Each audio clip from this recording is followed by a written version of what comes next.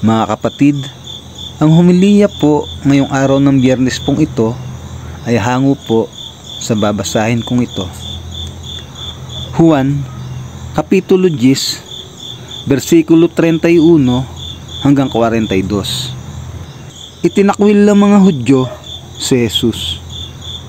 Ang mga pinuno ng mga Hudyo'y muling dumampot ng bato upang batuhin siya. Kaya't sinabi sa kanila ni Jesus, "Marami akong mabubuting gawang ipinakita sa inyo mula sa Ama. Alin ba sa mga ito ang dahilan at ako'y inyong babatuhin?"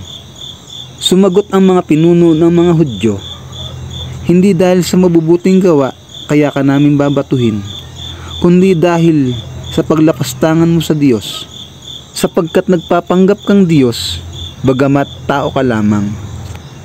Tumugon si Jesus, "Hindi ba nasusulat sa inyong kautusan? Sinabi ko, mga Diyos kayo." Mga Diyos ang tawag ng kautusan sa mga pinagkatiwalaan ng salita ng Diyos. At hindi maaaring ipawalang bisa ang sinasabi ng kasulatan, "Ako'y pinili at sinugo ng Ama."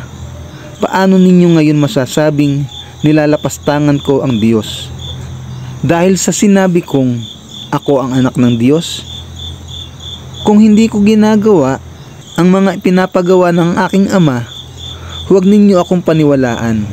Ngunit kung ginagawa ko ang mga ito, paniwalaan ninyo ang aking mga gawa kung ayaw ninyong maniwala sa akin.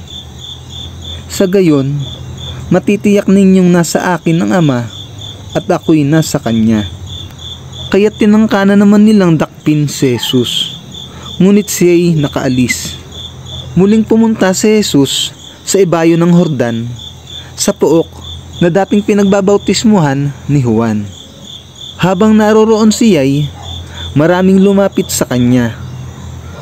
Sinasabi nila, si Juan ay walang ginawang himala, ngunit totoo ang lahat ng sinasabi niya tungkol sa taong ito. At dooy maraming sumampalataya kay Jesus.